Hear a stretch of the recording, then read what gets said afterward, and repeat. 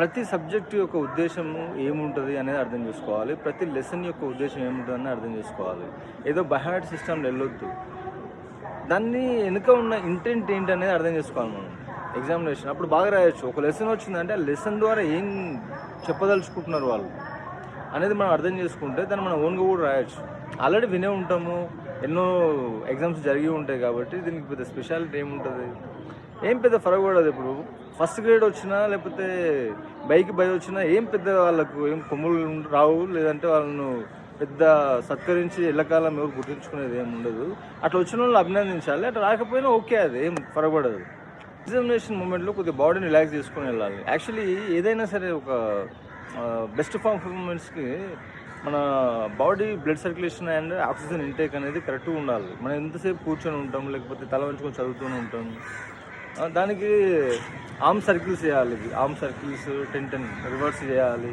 తర్వాత shoulder circles ఇవి, ఆ తర్వాత నెక్ రొటేషన్ ఆపోజిట్, తర్వాత హిప్ రొటేషన్, తర్వాత 2 హ్యాండ్స్ని క్లాప్ చేయడం ఇట్లా, తర్వాత వెనక్కి, తర్వాత నీ రొటేషన్, అందరికీ తెలిసేది నీ రొటేషన్, తర్వాత ఫుట్ రొటేషన్.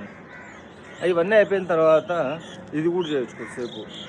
తర్వాత హ్యాండ్స్ని ఫ్రీ చేయడము, ఇంకేమైనా తెలిస్తే అవి చేసుకోవాలి. ఇది అయిపోయిన తర్వాత బ్రీతింగ్ ఒక కనీసం 20 సైకిల్స్ బాగా బలంగా పీల్చి వదలాలి. ఆల్రెడీ చదివిన సబ్జెక్టే ఉంటుంది, మనం బెటర్గా పర్ఫామ్ చేయాలంటే స్ట్రెస్ అంతా వెళ్ళిపోవాలి కదా.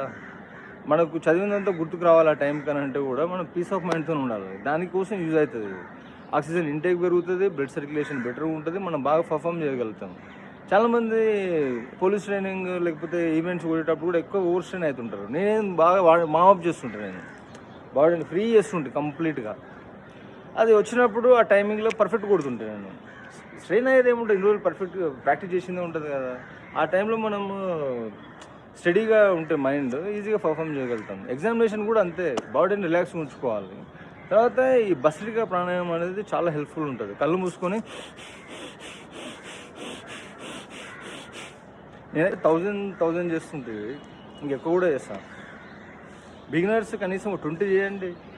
కుర్చీలో కూర్చొని చేయొచ్చు, కింద కూర్చొని చేయొచ్చు, నిలబడి కూడా చేయొచ్చు. కళ్ళు మూసుకొని టైం లేదని అంటే చేసి చూడండి, పర్ఫార్మెన్స్లో డిఫరెన్స్ వస్తుంది. 100% ఇంప్రూవ్మెంట్కి వస్తుంది.